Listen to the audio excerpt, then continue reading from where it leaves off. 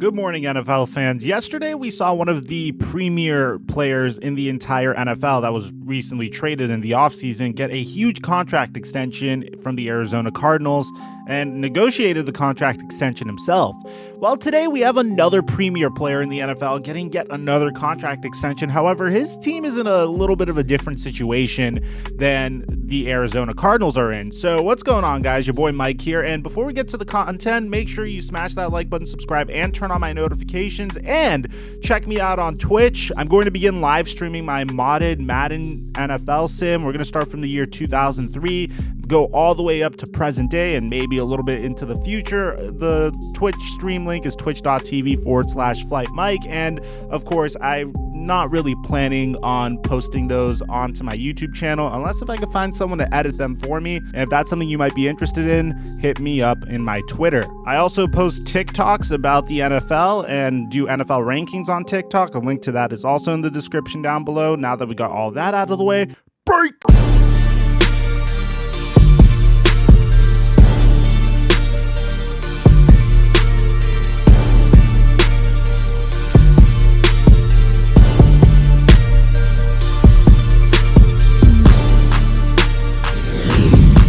Mic check 1 2 1 2. What's going on, everybody? Today, Jalen Ramsey finally arrived to camp in a Brinks truck. Well, no, he didn't do that. He finally got a Brinks truck brought to his home because he finally got the contract extension that he was seeking. And when I heard about this, there was a ton of things going on through my head, and I'm going to get to it right here and now, because the thing about the Los Angeles Rams is, and bear in mind, like, I know I'm a Dallas Cowboy fan, but the Rams are my secondary team. The reason I'm a Cowboy fan is because LA didn't have a football team for the past 17 years, and I moved to LA in 2003, so I've been a Cowboy fan ever since. But now that we have an LA team, I kind of root for them secondarily. It's kind of too late for me to root for them primarily, but the one thing I noticed in my fandom for the LA Rams is they're no longer the dominant team that they once were 2 years ago, and it's kind of a mixture of two things.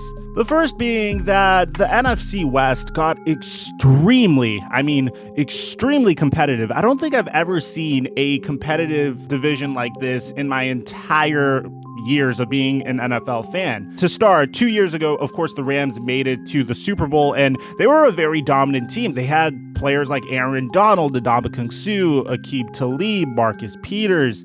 On offense, they had Todd Gurley, they had Brandon Cooks. They were like a super team, and they went all in on this super team concept. They had Dante Fowler on the defensive end, and I'm saying this all off the top of my head. And then, of course, as time wore on, of course, the story about Todd Gurley's knee happened, and the Rams offense didn't really look the same without him. And literally because of Todd Gurley, I believe that this entire team collapsed, and the holes started becoming more apparent. Now they're a team with a super old offensive line.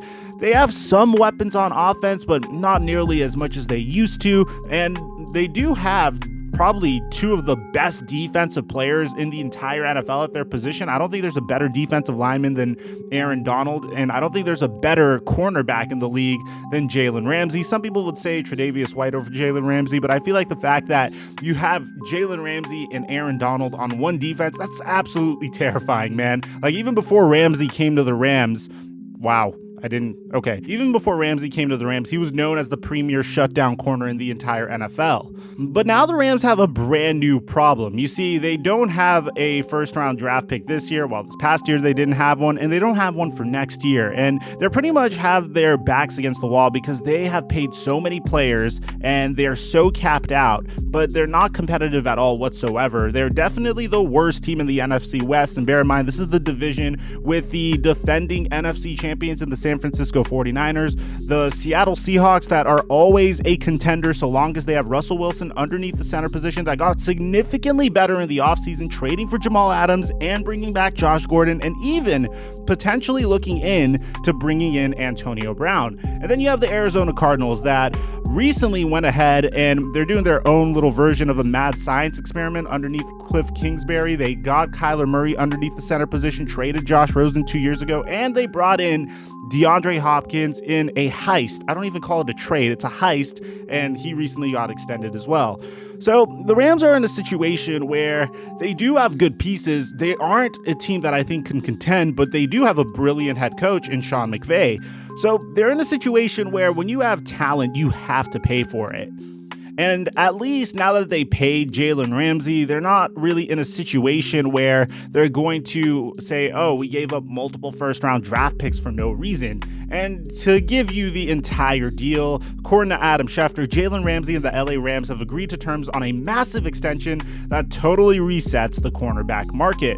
The 5-year, $105 million extension averages $21 million per year and is the largest contract signed by a cornerback. In addition to this, the general manager of the Los Angeles Rams, Les Snead, or is it Les Snead or Les Snead? I don't know, said that now that he worked on an extension for Jalen Ramsey, he's going to move on to Cooper Kupp. Now, look, man, do I think that the Rams are suddenly a contender for the playoffs? No. As a matter of fact, they're probably in a very unfortunate position because I don't think they're going to be really good this year. And on top of that, they don't have their first round pick for this year either. But they do have a pretty nice defensive core to build around. Aaron Donald's going to be good for a while. And Jalen Ramsey, I could assume, is going to be really good for at least another 3 to 5 years as well. 5 being very, very hopeful. But you see, herein lies the problem. It appears as though the only really notable players that the LA Rams have, at least at this point of the video, are Jared Goff, which got paid a lot of money despite, I don't want to say this might be a little controversial, but I don't think he did enough to justify the contract that he was given. He still has a lot of developing to do. He's not horrible. He's not amazing. I think he's just average to above average, and let me know in the comment section if you disagree. They have Jared Goff, Aaron Donald, and Jalen Ramsey, and they are absolutely capped out at this point, and they don't have a first-round pick. So their backs are against a wall officially at this point.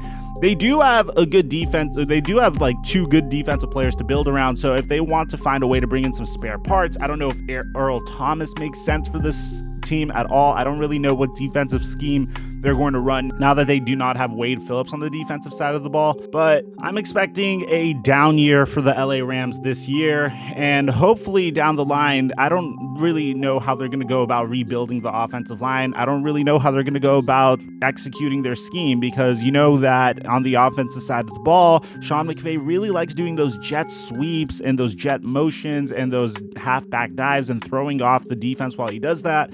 And I don't really have a lot of faith in a 40-year-old Andrew Whitworth defending Jared Goff's blind side consistently. So there are still glaring holes on the Los Angeles Rams, and they're still in a very, very strong division, and they're clearly the weakest team in a strong division. But at the end of the day, you have to realize there's a reason why the Rams are in this situation. People are pointing the finger at Les Snead and saying, wow, how could you put us in this scenario? Well, you have to understand, the Rams were a cellar dweller in St. Louis, and they just moved to Los Angeles, which is a large market for football. So you want to go all in so you could potentially make a run to the Super Bowl, so you could be a team that's well received and well respected when you made a relocation to Los Angeles. So that part I understand. And I really do respect them for paying Jalen Ramsey at this point. I think he's worth every single penny, but the clock is now ticking on the LA Rams. How do they make this money worth it? How do you take advantage of the fact that you have the best cornerback in the NFL and the best defensive tackle in the NFL and try to find a way to contend in the NFC West? I don't know. I'm going to ask you guys, play general manager for me, man. Let me know in the comment section down below. How would you rebuild the Rams? Because don't get it twisted. Even though Jalen Ramsey got this contract, the Rams are still in rebuilding mode. But regardless, I am very happy for Ramsey. He seemed really happy to be in LA when he was on Hard Knocks. He seemed really about the team and more of a leader as opposed to a diva. So I'm very happy for him getting paid. Let me know what you guys think about this contract in the comment section down below. Aside from that, I'm your boy Mike, and I'm going to drop our mic until our next upload.